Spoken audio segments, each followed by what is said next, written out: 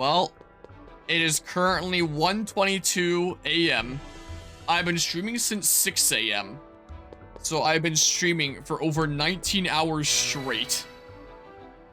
I am pretty tired, but in this one sitting, made it all the way through to the final battle here. I guess I can save right here. In that case, I will. It is a pretty cool champion room. Are these all the different types here? That's kind of cool. Trapagos intensifies. I wonder what your lead's gonna be. I might just save scum after I find out what your lead is. Can you help me fight them, neighbor? Really? The neighbor kids invited you over to the next town. That's great. I'm glad you were able to make friends so quickly. Okay, have fun. Stay out of trouble. Thank you. You're always so sweet. But never mind. I think I'll stay in. I can take a walk later. Mr. Looker entrusted me with the Looker Bureau, and I've got to be a good head. I am afeared, considering the cursed RNG of some of the Elite Four members, versus Diantha, Pokemon League champion. Please don't be cursed. Please don't be cursed. Breloom? Okay, that's not that bad. That's not that bad yet. I am really, really worried about what Mega she's gonna have at the end. Is what I'm afeared about. Hello, hello, Zybills. Looking for the final battle. Breloom is a little bit scary. It can be. But it's not the worst thing ever.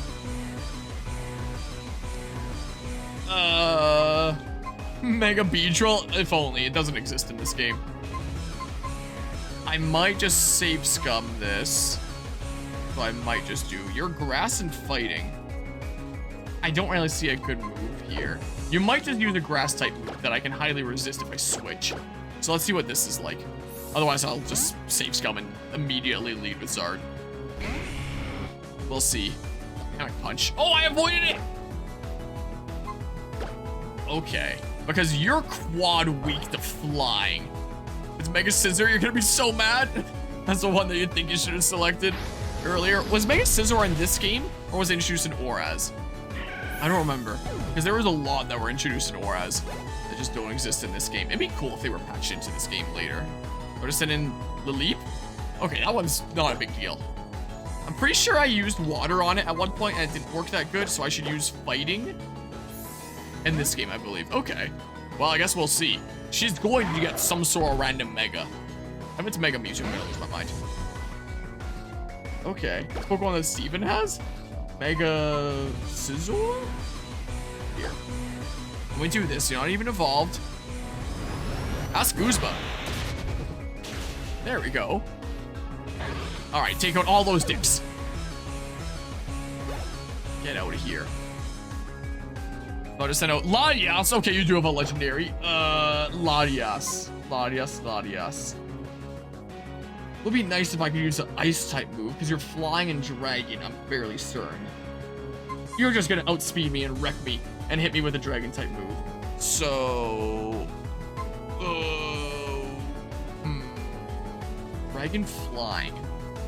I could use my rocks. Unless they're psychic and dragon. I think they're flying, right? Hold on. Latias. Type psychic psychic dragon. I'm getting all mixed up here. Psychic dragon. So if you're psychic dragon, I can try using my bugs, but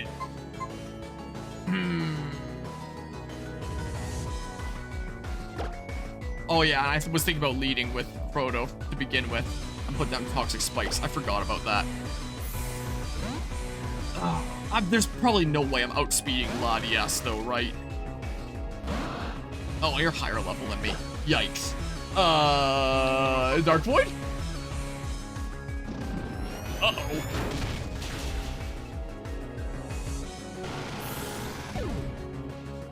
Squash it with the bug. I don't think that's happening.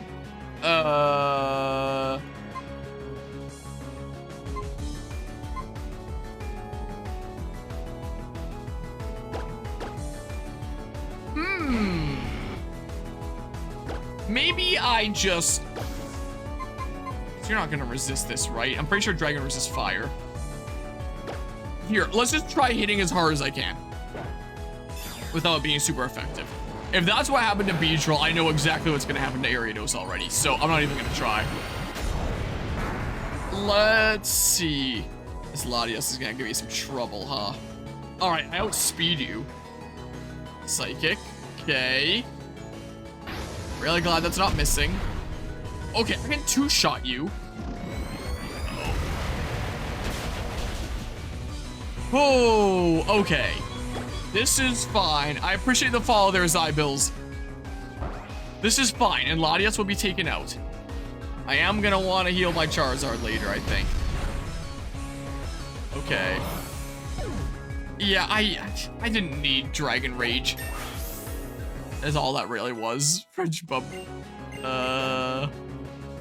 Please don't be cursed. Please don't be cursed. Great after you use Leap? Wow, okay. That's not that bad. I guess I don't even really want to say it. Because Diantha here just really seems to like both the Pokemon that are just a whole bunch of dicks. Amazing RNG, huh? Boop-de-bop. Like this. Oh, it didn't one shot, but you're only doing Energy Ball. It's not a big deal. I don't think I need to revive Frodo.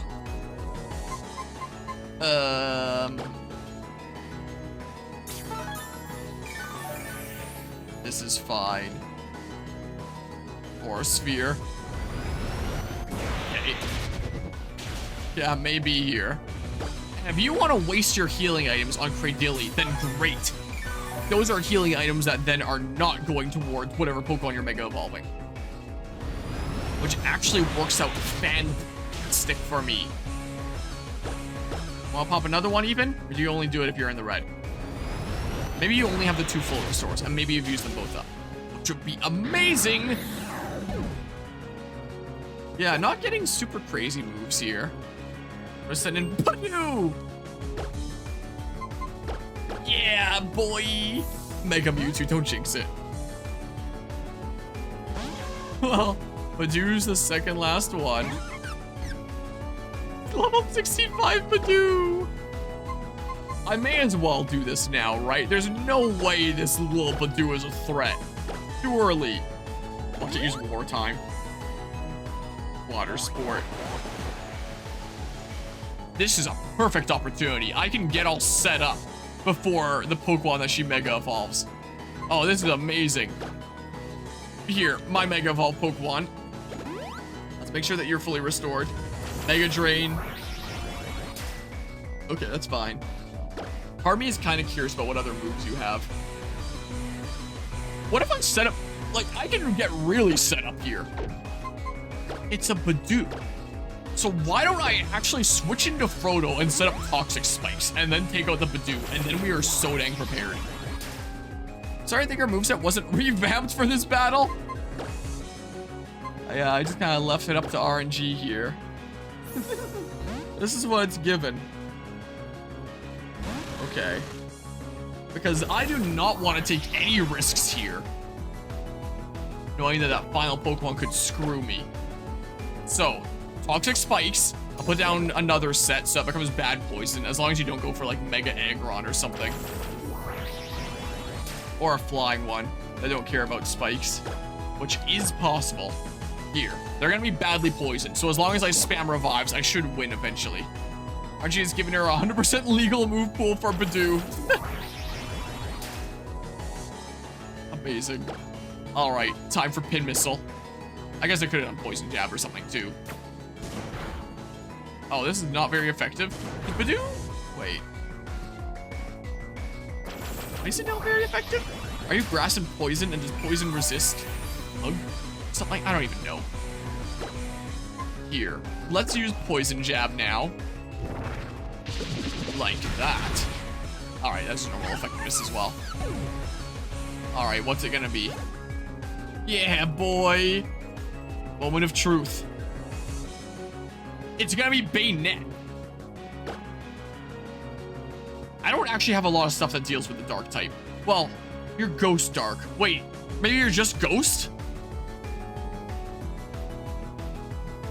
Cerebi. Mega Bayonet. Are you just Ghost? Let's see here. Your types are Ghost. Mega Bayonet is also just Ghost. I can use Sucker Punch then.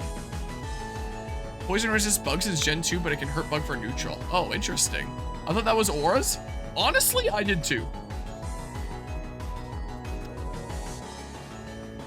Yeah, if you're just pure Ghost, the only super effective move I can do is Sucker Punch. And Sucker Punch does hit pretty hard. And yeah, boy is a pretty hard physical attacker. So... Bayonet, huh? Immediately get badly poisoned. Then, I was honestly kind of half expecting Mega Mewtwo for a sec there. Bayonet-tite, or whatever the heck. Look at all those zippers. Our normal canonical thing is Mega Gardevoir. Mega evolved into Mega Bayonet. Wow, alright, we're so good. We're in such a good position. The thing that gave me the most problems was honestly that Latias. The moment you go for an attacking move, now you die. So... sweet. I know I said the words. I'm not...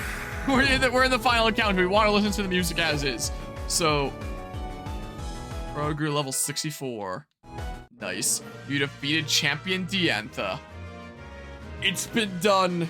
It is 1:34 in the morning. I've been streaming for 19.5 hours. I beat Pokémon X in one sitting, randomized. Witnessing the noble spirits of you and your Pokémon in battle has really touched my heart. Man, if I did decide at the outset that that was a Nuzlocke, no. I would have failed so many times along the way, so... my RNG was really crazy. Yeah, I mean, technically my stream time is up closer to 20 hours, but that was like 30 minutes of on the stream starting soon screen, so it's more like 19.5 hours of streaming. GG, I think so. Gonna do the non-existent post-game? I will. Maybe not now, but I will eventually here. And I might not do that with the randomizer. I might do that with normal text and understand what's going on. I wanted to have the randomizer on for the for the charity event here. Now that you've become a master wall climber and conquered this gym, it's time you thought about how to apply your skills in other areas. Think about how you can improve yourself, as well as the Pokemon that are always by your side. When you find the answer, that's when you'll truly be able to smile. I'm a traveling minstrel, wandering the world. Please listen to my song and hear my words. The Kalos region, now upheld as fair, from ancient days an ugly past doth bear. The woes of war did knock on every door, till man nor Pokemon could take no more. 3,000 years ago, upon this shore. I love how we're ending with like a symbolic poem for the lore of Pokemon X and Y here. We found the gym leader and beat her. No small feat, super sweet. We've put your name on those mysterious statues. Give them a poke. They're surprisingly soft, right? What? What's the context of that even normally? What the heck? I am curious what the characters are going to say in the final cutscenes. Maybe get back. I apologize for any wait. Here's your entree, miss. This sprightly Pecha Pate has been likened to a madame masquerading as a maiden. We recommend that you begin eating in precisely turn. To keep you entertained until then, please join me in battle.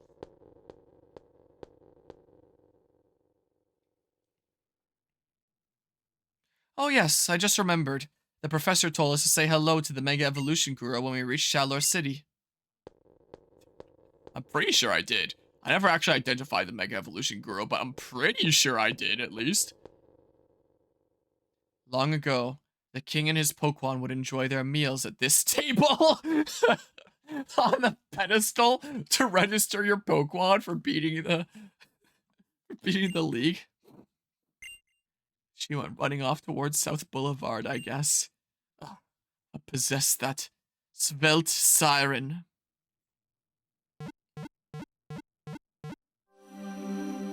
There we go. There's the Pokemon League theme for the Hall of Fame, I mean. Hall of Fame. Congratulations, Gimak, level 65. Congratulations, Sabumafu, level 60. Congratulations, Charcoal level 72. Congratulations, Frodo level 64. Congratulations, yeah boy, level 67. And finally, congratulations, Chespin level 69. Congratulations on becoming the Pokemon League champion. I don't know why I inserted the word the. The brain will just autofill those things sometimes. What a beautiful sight. What a cursed party this is. Holy shit. We've got our two popular mods here of Zygarde and Lucario that were given to us as super uber series popular Pokemon. And then we have Ariados, Bibarel, Zygarde, and Beedrill. Quite the team. I don't think I've ever beaten a Pokemon game with a team quite like this. This is certainly something. Welcome. This is a specialized shop that sells only Pokeballs. Oh my god, the frame rate on them moving. Oh, they're just PNGs! It's that on native 3DS graphics. Oh, it's those two again that I have no idea what they're called. Oh my god, that looks so cursed. Oh! Oh! What? Isn't that how it always looked and I never noticed on the native 3DS graphics?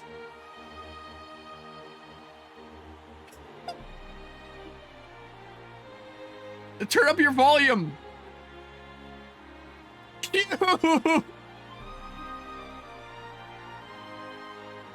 What is that all it's going to say? It's gonna give me a badge. Equip the Mega Ring on Heiser left wrist. What? Why is he not saying anything? Oh, it's so cursed. What is going on here? He's gotta say something right. Come on. Yeah, I guess it's something that was got away with since no one would notice on standard hardware. This looks like I'm playing Bravely Default right now. With a scene that looked like that. Okay, see ya.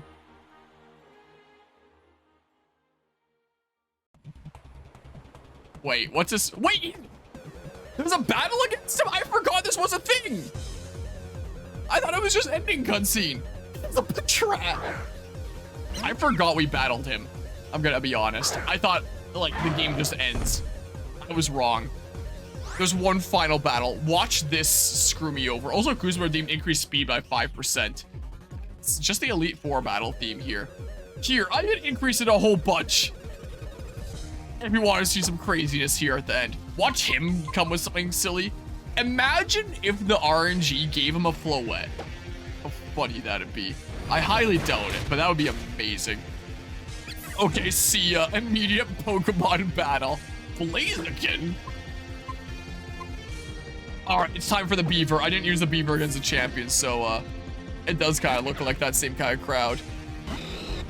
Doesn't it? Alright, waterfall time. Who's your final Pokemon going to be? Is the real question. Let's see. Slackoth is his final Pokemon. Imagine it's Mewtwo.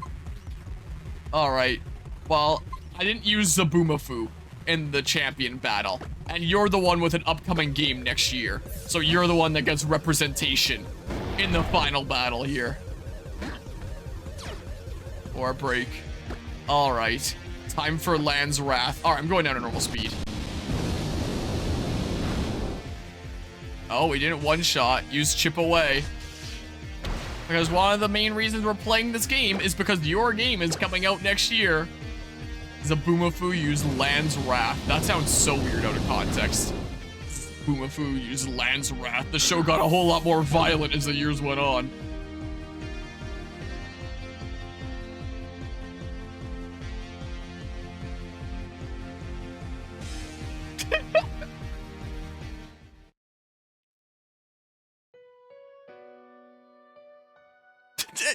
Most of the dialogue is just missing here.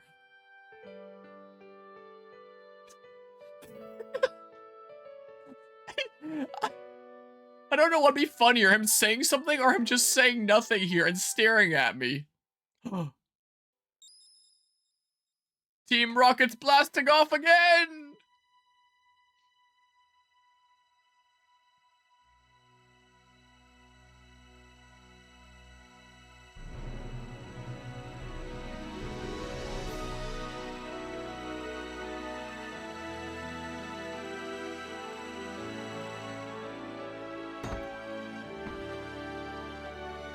Did he get metallic knee replacements? Why was there a metallic clunk when he landed?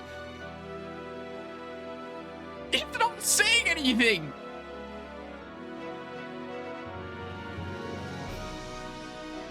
Why is there almost no dialogue here?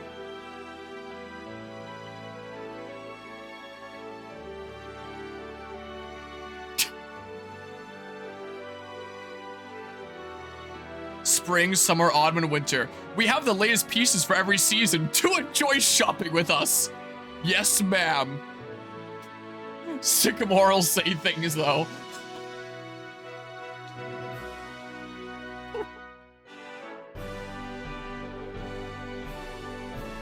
Oh, and there's that leitmotif. Oh, and there's my gross companions. Yeah, it looks like Bravely Default from that kind of angle. That same fletchling that opened the game. Wow. There it is. Yes, ma'am. End of game. To enjoy shopping with us. Wow. Well, that was Pokémon X and Y randomized for the 24-hour charity stream 10. 10 24-hour charity streams on this channel will soon be completed. Guess we're not done with that yet, even if the game is done. So, it took me, yeah, about 19 and a half hours to beat this game. About 19 hours, 40 minutes, approximately. Because I've been shooting for about 20 hours, 10 minutes, and I was on the starting student screen for about half an hour, was the case. So, and that was with doing some things twice, with showing what it was like in the regular game. For the dialogue there. You can kind of roughly gather what was going on there. I'll probably pull it up on YouTube in a hot second just to show that anyway. But basically, it's Flowet. It's been 3,000 years. They're reunited at last, the man and his Pokemon. Like, you don't really need the dialogue there. You got the story of what happens there. It's not as important as the stuff with Lysander and the Ultimate Weapon. All that stuff. What's the plan now? I don't know. But during the credits is usually when I give my full review of a game. So I guess I'll do that for this. I might not be able to give the best review considering the format in which I was playing this game. But, is he? That'd be interesting. But, the story from the smidgen that we got was, I do think that it does have a pretty intriguing backstory and it does get into more serious themes than a lot of mainline Pokemon games do. What with the Great War that went on, and the guy that lost his beloved Pokemon in that war and wanted to revive that Pokemon, but at the cost of many other lives. And the Pokemon leaving him, and them both being immortal and living for the past 3,000 years, and that backstory there. I do think that that is an intriguing backstory and lore. I do wish that I did more with it, rather than just, like, here's one major lore dump cutscene where you're getting 90% of that information. And Lysander, playing this without the randomizer in that one section, I honestly didn't really remember Lysander's motivations from 11 years ago before playing it here during this session. So now that I have a reminder of his motivations, people are always going to fight over all this crap, so let's just destroy a whole bunch of, let's just reduce the numbers, the population, and then there'll be more stuff available and then less things to fight over. I've come to realize Lysander is just Thanos. Is what I'm realizing now. I don't know how I didn't piece that together earlier in the playthrough before this point, but I'm realizing that he's just Thanos. Hey, here's more resources to go around when the population is severely cut. And Pokemon won't be around anymore because they're just going to be used as tools. You and I were born right here in the same world. What? Is this lyrics that would go with this theme? I guess so. Interesting. Yeah, so he's just Thanos. Thanos is just Lysander. That's right. So, it's not a bad motivation, I guess. But he suffers from a problem of a lot of mainline Pokemon villains where it's not really explored all that much for why he feels the way that he does. Like, is there some backstory that he has, or is like some experience that he has that has shown him how brutal people can be fighting over the limited things that gave him his motivation to do that? Evil Pokemon leaders aren't ever really given that. I mean, what if the game did give him that and I just didn't notice because he was talking about him spilling lemonade in his bed too often of the time? Maybe I just didn't notice because it was randomized. But from what I understand of this game, I don't think that that's delved into, and that's usually the case with evil Pokemon leaders, is typically the case. So, like, that is something that you can work with. It's not the worst evil Pokemon leader motivation. It's definitely a whole lot better of an evil motivation than something like Professor Sada / Turo in Scarlet and Violet, where it's like, oh yeah, I just wanted to bring all the Pokemon together from the past or the future to live with the Pokemon in the present, and everyone can be happy and married together, and it'll be sunshine and rainbows, and it'll be so good. Abducting Pokemon from their natural habitats into a completely unknown world so that they can happily live here in a completely foreign environment. What a great idea. Like, I mean, it's hard to get a stupider motivation than that. So, like, it is a better motivation than something like that, but it's still not really explored. Why does he feel the way that he does? Was there some experience that he had, or cases that he's seen where that convinced him that it's not worth trying to save people? Let's just limit the amount of people so that there's less stuff to fight over, so there's more resources to go around. Like, what is the motivation for that? That's something that I would like to know. Would be good. AZ is an intriguing character. You basically, like, it's the same kind of deal if you just get a whole lore dump and there's not really a whole lot else with him. So it would be cool if he was explored more in depth. I'm sure that he'll be in Legends ZA, considering that game. It seems like that game is taking place in the past with the construction of Lumio City, or while it's under construction, or something like that. Whatever the heck is going to be going on with Legends ZA. Considering he's been living for the past 3,000 years, I'm sure he's going to make an appearance in Pokemon Legends CA. Hopefully have a key role. Of course, Zygarde should obviously have some sort of a key role. Xerneas is the Pokemon of life, Yveltal the Pokemon of death, and then Yveltal. And then Zygarde is basically like the World Serpent. But the game never explored that. And it does feel like they were setting up for a Pokemon Z that never got made, that is now coming out next year, 12 years after the original games, which is crazy. So, some of these issues that I have with the story, like all that major plot stuff coming in a major lore dump, it'd be really cool if that gets fleshed out a bit more in Legends ZA. That's something that I'm kind of hoping for when it comes to those games, but we'll see here. Well, the World Serpent, essentially. Kind of like a Roborus from Bravely Default, the serpent devouring its own tail. There's like a loose hair getting my face. So, the story definitely did some interesting things, but it could have explored them a whole lot better. And maybe Legends ZA, Z-A, if you want to be more specific, maybe that game will pick up where these left off and flesh those out more. We'll see if we're lucky, because I would be intrigued. And then the other characters, like all your various rival characters, Professor Sycamore, and those two that I forgot even existed. I can't really speak on them much because they were just constantly randomized and I didn't really get any sense of their personality. So I can't realistically speak on them. But from what I remember playing 11 years ago, I never found them super memorable. I feel like they all just kind of blended together. I think I would have preferred maybe one rival where you can flesh them out and give them some character development. But a whole group, it just isn't super memorable, I find. Maybe I'd feel different if I wasn't playing this on a randomizer, but that's what I remember from 11 years ago. So that's basically what I feel about the story. Let's say the music next. The music is pretty darn good. It's definitely not my favorite mainline Pokemon soundtrack, but mainline Pokemon soundtracks, they're always good. I don't think there's a single bad mainline Pokemon soundtrack. They're always quite a decent bit of slappers. And I don't listen to as much Generation 6 Pokemon music as the other games, mostly because there's so fewer remixes of this game than so many other Pokemon generations. But coming back to this, when it wasn't like sped up and so hard to tell what was even going on, it served as a reminder of, holy crap, there's some really awesome themes in here. This is really cool. So I really liked a lot of the soundtrack. The soundtrack was pretty cool. And some of the uses of leitmotifs like we saw at the end there, or heard at the end there, I should say, with AZ and Floette. It's pretty cool. I did quite like the music. I can't speak too specifically on any specific themes. I mean, I can a little bit. Like the cool things that Lysander's battle theme was doing, as it felt kind of like the Pokémon Tournament Haunted House theme. Some of the route themes like Route 15 are always great.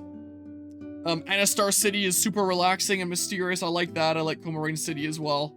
Lumiose City works very well for like the big capital. Stuff like that. Things like that that I can mention. Graphics. It is worth noting I was playing this with extremely enhanced graphics. This is not what the game would normally look like. And it's kind of interesting playing it in this format and seeing a lot of the things that I would have never noticed on the original graphics, like on the original hardware here. Like the fact that all my friends are just like these 2D PNGs in the final scene. I would have never noticed that.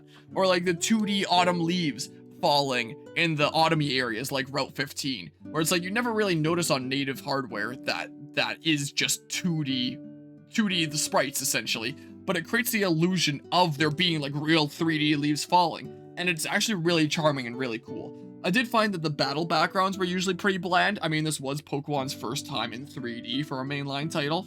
Like, it wasn't its first time in 3D, and even things like Battle Revolution or XD Gale of Darkness or Coliseum, which are like sort of mainline. They're not sort of mainline. They're spin-offs that are closer to mainline than most spin-offs, is what I should say. So it wasn't their first time in 3D, but this came out in 2013 on the 3DS. The 3DS was still young. The battle environments, they got the job done just fine, and bits like the autumn leaves falling and stuff that add that kind of charm, that was pretty cool. I never really would have noticed that or like remembered that from all those years ago. I did like that. That was pretty cool.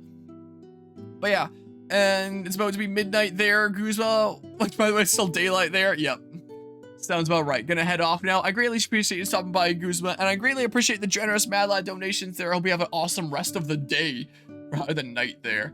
There's canon stories that he chose to ruin someone's life on his birthday every year just because he could. Lysander? Being the... is who you're referring to there? Along with saving someone from getting run over from a bus to remove the motivation from someone to cure cancer. When she turns up at their deathbed to let them know that? Infinity War saw that guy and chose to give him a sympathetic motive for why he's doing genocide? Wait, is this about Thanos or Lysander? Yeah, what? Still got some time to chill, so what happens now? I'll finish my review here and then I guess figure it out. Is what I can do. But yeah. And yeah, I can do that. If PayPal is the best format, I'll like refund it through PayPal. This is what I shall do. Wah. And I wrote down on the notepad the exact amount there, which is $200 apparently. So yeah, there was that. I was in response to Thanos. Okay, I got you. But yeah, I already did that with like the totals that are set up here. Is the way that is set up. Anything else to note about the graphics? I'm not really a big fan of the chibi characters. Like, I never have been. I much preferred it in Sun and Moon, where it's like what you have on the overworld is still your full character model, not this shrunk down chibi kind of thing. But I guess as they were transitioning to 3D from the 2D sprites, where they were basically like chibi 2D sprites, that's what they decided to go with. So I guess it makes sense, like transitioning wise. But I'm just not really a big fan of the more chibi kind of characters in the overworld. Like the full models that you see in some of the crazier cutscenes and battles, those are really good. And the character design's really good. But I'm not a fan of the chibi models, but that's just me. Not the biggest fan. And transitioning into gameplay and talking about that a little bit, still the graphics, the fact that this game introduced customizability is really cool, but there's not as many options as my memory told me that there was. Probably because I'm used to the more recent titles that would have a lot more options. Well, unless we're talking about Scarlet and Violet, or Brilliant Diamond Shining Pearl, or Legends Arceus, but some of the more recent titles like Sword and Shield, or Sun and Moon, that have a lot of options. I was kind of surprised that there wasn't quite as much in this game as my memories were telling me that it was for a hot second. Oh yeah, and I would definitely prefer this kind of style as well over BDSP kind of chibi any day. No doubt about that. For sure.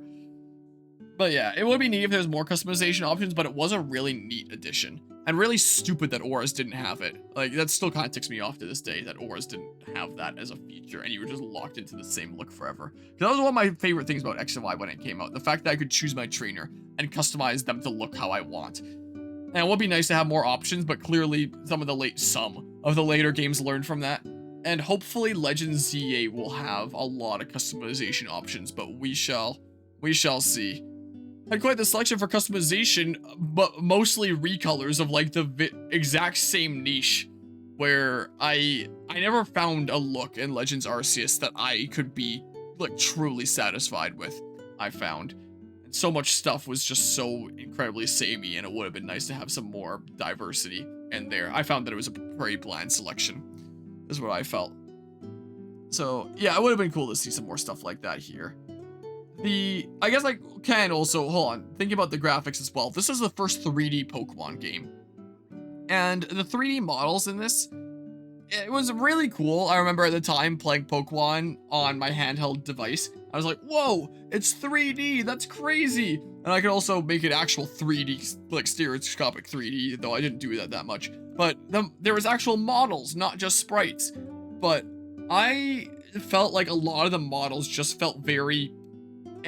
it's just them. It's just that Pokeball. Like, that Pokemon. They didn't quite exude the same amount of charm as something like the black and white moving sprites.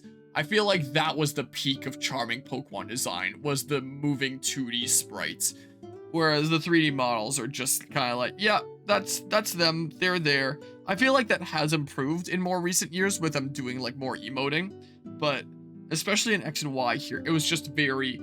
This is this Pokemon, they're standing around, and, like, it gets the job done, but it wasn't really anything special, I felt like. And then when it comes to other gameplay things, Mega Evolutions was actually a pretty cool gimmick. It does have some pros and cons. One of the cons being that it kind of loses its charm when you can just spam it every single battle. Again, that's one of the things I liked about terrestrialization in Scarlet and Violet. The fact that you could only use it, like, once per visit to the Pokemon Center. You visit the Pokemon Center, recharge your Terra Orb. Now you use it once before you have to visit the Pokemon Center again to recharge your Terra Orb. So you can use it in any battle, but you might not be able to use it for a little while again after, and you have to consider whether this is worth using now. And then there is Dynamax, where you'll use it during each of the gym leaders against the champion, and I guess during Chairman Rose? Is that it? Do you only Dynamax like 10 times during the main story of Sword and Shield, or am I missing some other times? Point is, you do it so dang seldomly that it's easy to forget that's even a thing in that game. Like, it is ridiculous. Z moves in Mega Evolution, you just spam every single battle, do it once every battle, and then it kind of loses its charm because you can just constantly use it.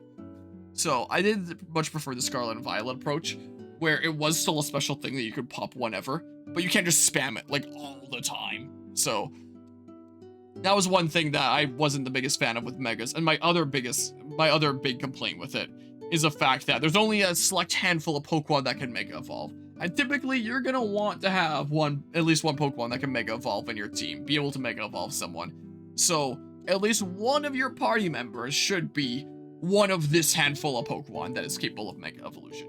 They did expand the available pool later in Auras, but still, you have to choose one of this relatively smallish pool compared to the total pool of Pokemon. And also, a lot of them you might not even be able to Mega Evolve for a long time because their Mega Stone might be locked somewhere super far in the game, and a shit ton of them will be locked until post-game. So, if you catch a cool Pokemon that you want to have in your party that can Mega Evolve, you might not even be able to do it until you beat the game anyway. It's kind of sad. Those are my main complaints with Mega Evolution. But, the pros there, I did think that Mega Evolution, for the most part, apart from you spamming it and losing some charm that way, it was a really, really charming mechanic. It made you feel like, wow, I'm really giving my Pokemon some extra oomph, and these cool alternate forms where it's like a temporary evolution. I thought that was awesome 11 years ago. I still kind of think it's cool. And giving these Pokemon like these super powered up forms, I thought that was really cool. It is a pretty cool thing. And then like the way to balance it out, well, not balance it out, but not have it be completely broken being they need to hold on to the item. They can't hold anything else, so they're not completely busted makes sense until Mega Rayquaza came along. Whereas it broke everything where it didn't even need a Mega Stone. That was certainly something. Then, wait, there was one other thing that came up in my head a second ago that I've now forgotten. That was another con about Megas. Oh my goodness, what was it? I don't know, I'm forgetting. It was another small thing that I wanted to make a note of, and now I forget. No, earlier on, you made the argument that Megamons were often more important, but we don't have a Mega Flygon or Poliwrath. You've learned in your slumber. Improves in Aura since the starters are included on the list of Megas. Yeah, for sure. As normally expected for you to keep one on the team anyway. Yeah. I mean, this game hands you one of the Kanto starters that you basically have to hold on to. Oh, that reminds me of the other complaint. The fact that Mewtwo and Charizard get 2 forms. Everyone else gets 1. I mean, a legendary one-off Pokemon like Mewtwo. Sure, fine, do that. But the 3 starters from Kanto, where it's like, the Bulbasaur line, or just Venusaur, gets 1 Mega Evolution. Blastoise gets a Mega Evolution. Charizard gets 2. Mega Charizard X, Mega Charizard Y. Why? What's with this preferential Charizard treatment? And then there was a similar thing in Sword and Shield where Charizard got a Dynamax form, and then it was only with like DLC way later that Venusaur and Blastoise got 1. And I don't even remember what they look like because they were just a thing that was patched in later with DLC. And it's super forgettable from that sense. Whereas Dynamax Charizard, or Gigantamax Charizard, sorry, was actually a very strong presence throughout the game because Game Freak just really, really loves Charizard. So, yeah, the fact that if you choose one starter, it'll have one or the other Mega Evolution depending on your version. Whereas you choose the other starters, and they'll only have the 1 Mega Evolution, and that's it. That, I think, is pretty dumb. That I'm not a super big fan of. But in terms of actually using them, it's a fun mechanic to use, only having like 1 Mega Evolution per battle. It feels like you've super powered up this Pokemon. It just feels good, and it's a charming thing to use. But it does definitely have its flaws. It's definitely far from a perfect system. What other things, gameplay-wise, are important to note? The roller skates are interesting. It's interesting having the roller skates always on the circle pad, and then the grid on the D-pad. And doing tricks and stuff like that can be kind of cool if I actually knew how to do it. It's cool that that's a thing. Don't know how to do it. I felt a little bit janky using them sometimes, but I mean, I was also playing with it sped up half the time, so maybe I'm not exactly the best judge of that. Could well be the case. I like how when you register things, there's like a whole D-pad of options of stuff that you've registered. I think this was the game that introduced that. I don't think it was in Generation 5. So that was a cool quality of life feature. I don't know. There's probably other stuff that I'm missing here. I'm not quite certain. I think that's most of the main things that I wanted to talk about. Yeah, I don't remember much else. I can review this challenge here of my randomizer. It was mayhem. I don't know what I expected from this. It wasn't this. Holy crap, was this insane. Why were 2 of the Elite 4 members so cursed with their RNG, and then the other 2 were just like, yeah, that's super easy. Guess that's how the cookie crumbles when you're playing with wacky RNG. The fact that I kept on seeing Wickstrom or whatever his name was everywhere was really funny. It did lead to a lot of funny moments, and some of the random dialogue did definitely add some enjoyment. A lot of the time it was just like, oh yeah, this is just some generic stuff. It's just random text from throughout the game. I don't care all that much. But during parts where it seemed like characters were actually having conversations with each other when it just so happened to line up right, when like Kaleman and Lysander were basically having a conversation in front of the machine, that was funny. Getting moments like that. Or when Sycamore was flashing in that one station. Stuff like that where there's actually a chain of sentences that make sense together. And you don't get them very often on a randomizer like this. But when you get them, it is really funny. So I definitely enjoyed that. I don't know why it wasn't working some of the time, why some things didn't get text assigned to them, like some of those ending lines where most people were just silent. It would have been cool to have that there. So I don't know if that's like a PK hex thing or what's going on with that. It would have been cool to have that, but generally I did enjoy it. And there was definitely some silliness to be had. And this is a very safe game story-wise to do the randomizer too, in the sense that you're not missing much, because most of the story is during like these brief snippets where it all gets dumped on you. So this feels like a good game to do a randomizer with. And then just try it normally with those particular scenes. And they're probably not going to be missing much. So it was pretty fun. Some of the legendary Pokemon spawns were a bit crazy. But it was general. Whoops. fun. That was a very different way to play Pokemon for me, and I will say that I had fun doing it. It was interesting. I will say. Is that the first time since Gen 2 where the champion's ace isn't a Mon of the region? Oh no, never mind. This game does it too since it has Gardevoir. Is Gardevoir a Pokemon of the region? So... Whoa. So yeah, I think that that's pretty much my thoughts on the matter here. Maybe I should have switched to this earlier so that we wouldn't have continued to just hear the finale theme. I do think that I did enjoy this more than I remember enjoying it 11 years ago. I genuinely do. Like, it still doesn't seem like anything to write home about as like an absolutely outstanding Pokemon game. Again, I played it in a very unconventional way. Maybe my opinion would be different if I didn't play it in the weird way that I did. Is always possible. But I did actually enjoy this more than I thought it would. Because I think of Pokemon X and Y, and I just think of like the most stereotypical average mid Pokemon games ever. This was better than I thought it would be. Like, again, I have played this before, but I think I enjoyed this more this time than I remember. It could have also been the randomizer changing things around. Hey, look, basically my outfit. It could have also been like the fun of the randomizer and getting a lot of laps along the way like that. And also bum rushing through in one session rather than having multiple sessions of playing through a pretty typical Pokemon game. I mean, there was a lot that felt typical and average. Like, so many gym leaders that have, like, basically no presence at all. Like that grass-type guy that I didn't recognize at all. And I feel like is already starting to fade from my memory. Like that episode of SpongeBob where Mr. Krabs is taking away everyone's stuff. He's not giving away free things anymore. And he starts erasing the TV show from that guy's mind. That's what's happening with me with a grass-type gym leader right now. I'm starting to lose who the heck he even is. Like, there's a lot of stuff like that that is pretty forgettable. So overall, I think they're pretty alright. I'd say it's pretty alrighty. It's not amazing. I did enjoy this more than I enjoyed Pokemon Scarlet and Violet. I'll say that. It was interesting. It was an interesting time. I like the timing with the music there.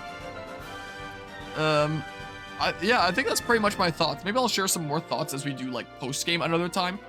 Maybe I'll do the post-game without the randomizer, and then we'll actually experience what the story is that's going on in the post-game. Which I think the post-game is just go catch Mewtwo, go catch Zygarde, not even go catch Zygarde. Story purposes maybe leading up to ZA here. Do the stuff in Lumio City with Looker and Emma. What else is there in the post-game of this game? Is that it? That might be it. I could just start doing that right now. I do have about 4 hours left to this stream. Just go crazy. Realize the ace for this game is from Gen 3 when the others use a mod from this game. Okay. So we're gonna get a twist that this game was underrated after all. Nah, it was pretty alright, but it's not amazing. Is what I'd say. Hold on, I'm curious here. I'm gonna look this up.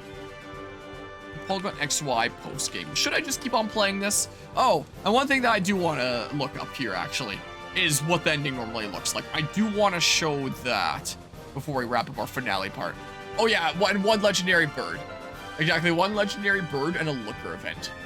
Can I just do it all tonight, and then everything with Pokemon X is done in one night? Can I just do it? Hold on, let's see here. Pokemon XY ending. Let's look this up. Where's someone without a watermark? Final battle, trainer AZ plus sad ending cutscenes. Pokemon X and Y, Floet's return. This, and you don't have a watermark. Cool. Let me mute this. And then switch over to this. And then let's put on display capture. Cool for not having a watermark, Nami. Good on you. So, yeah, this is probably native graphics here with the pixelated thingamabob here. So after this... Okay, wait, it's just this scene. I did want to see a little bit before, like what Professor Sycamore was seeing. Hold on. Why this series closing credits? No! Gosh dang it! I want to see a little bit more. Final battle. I just want to... I hate when people slap watermarks on things. X and Y game ending. Let's return. Tale of AZ spoilers. Walk through the ending from IGN. Gross. No shot. So I play through. X and Y playthrough. No commentary. I don't know. 100% Pokédex video walkthrough. Let's see here. So, yeah, post game is this place, Looker Bureau. Maybe I should just do it all tonight. I'm not gonna do much in the battle, Mason, I don't think, if anything. Elite Four, Champion versus King. Gonna get flagged for anime footage turning up, not just for the thumbnails. Oh, and they put little thingamabobs at the bottom. Cool. Alright, credit to Hollow here. Also, what are Diantha's Pokemon normally? Also, do we want to see this briefly? Just out of curiosity. Welcome at last to your trainer. As you must know, I'm the champion Diantha. Whoops. Oh, but you are... You're the child I spoke to in Lumio City and Comarine City, aren't you? That means you are also the one that dear Augustine said. Of course, how could I? Oh, I must look like such a fool for not recognizing you sooner. You and your Pokemon are the ones who stopped Team Flare for us all. It seems wrong of me to say this, but thank you. You saved us all.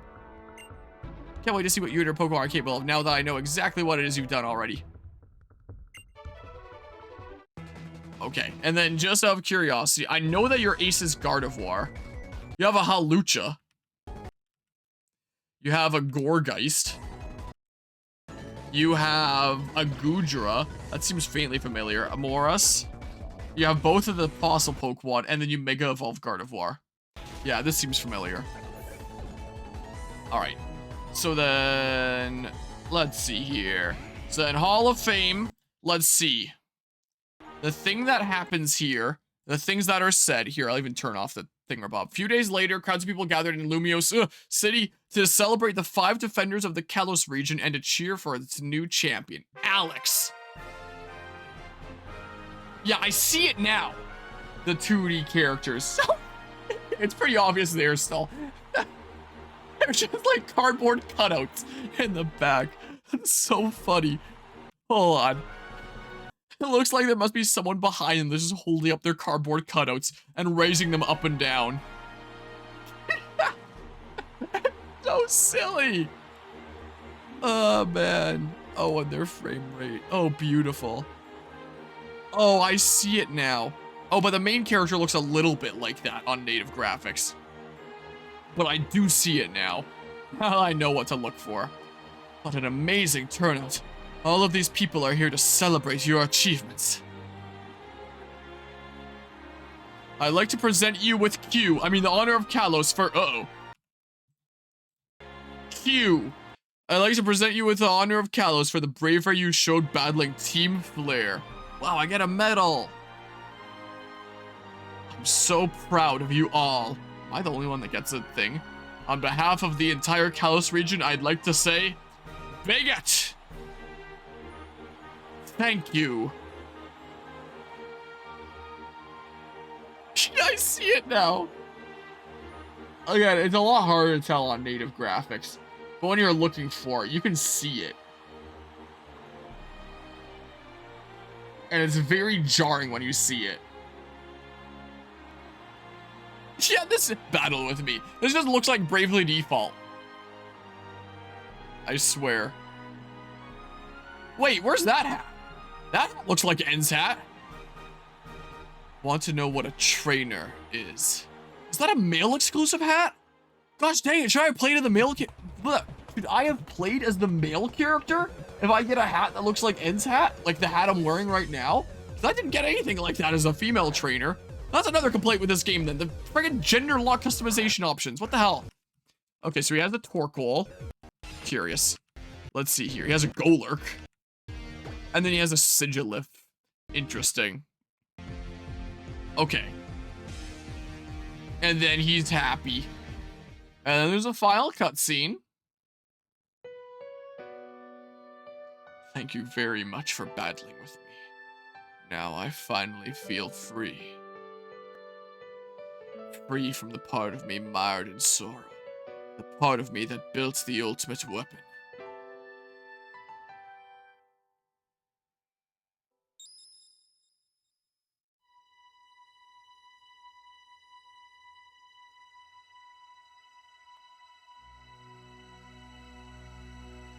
It's so weird looking at it on native graphics now. It's so different.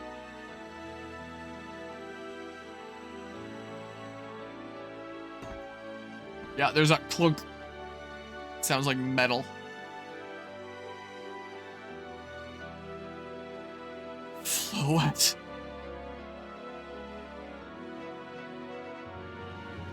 It's been 3,000 years.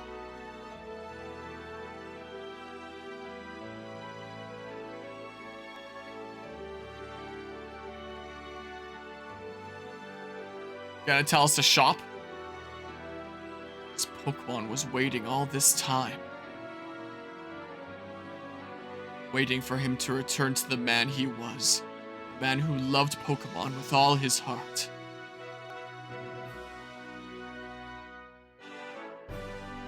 Yeah, and then there's that main leitmotif.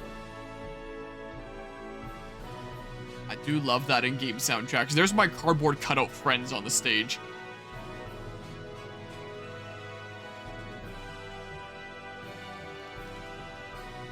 I guess the background all just has to be like an image. There. That's what happens. Alright. Turn back on the thingamabob. Wow. My camera here. It's been 3,000 years. It's only $16. Yeah, that's right. And when it comes to credit in the description, I might if I remember, but it's also just here. Hollow. Pokémon X Finale, Champion versus King. Like, so anyone can go to this. Playlist. Welcome to Pokémon X Finale. Good on you, Hollow. Making it through to the end and then doing your 100% thing. So yeah, it's basically just like Looker Bureau, a legendary bird. There's really not that much. It doesn't seem like. You hope the Arceus, the AZ Floette is a gift Pokemon and not those dumb GameStop exclusive codes. Yeah. Don't jinx it. It's funny, it looks way better on handhelds, but dang, emulating on non-3DS hardware shows how dated this game is nowadays. Yeah. Like, I probably wouldn't have noticed the cardboard cutout friends otherwise. I mean, with that one shot where they're bobbing up and down behind us, I might notice it nowadays, now that I inspect games a lot closer. That I might have noticed. But might have seen the frame rate like this. It's pretty obvious there. It's pretty funny. I never noticed that 11 years ago. Maybe I did, I didn't remember, but chances are I didn't notice it. But yeah, or even worse, Lockbot $50 DLC. Yeah, just wait. Just wait for that. So, I mean, it's 2:20 in the morning. I could do different games for the next 3 hours, 40 minutes. But if the post game is just a tiny little smidge, why don't I just do everything in one sitting? Why don't I just finish it off? Also, just pull this over here. So what is there in post game? Oh, gross IGN. There's actually quite a bit of post game content. Is that so? Battle Subway. I'm not going to do any of this stuff that can go on infinitely. Just the finite stuff. Friend Safari. Friend Safaris are interesting. Where it's like everyone is assigned their own Friend Safari. You can go to your other friends' Friend Safaris. Not like you can really do that anymore with the way the online is. Battle Chateau. You can do a whole bunch of things there. I appreciate the 100 bits there, GMK. Go for it. You'll I will sleep need an to hour, sleep so. in an hour or so. Don't know why I read that out when the text-to-speech bot was going to read it out anyway. But yeah, that's fair. I'm honestly not feeling as tired now as I was even at like the beginning of the stream, which I find kind of surprising. Online battling, nope. Megastones.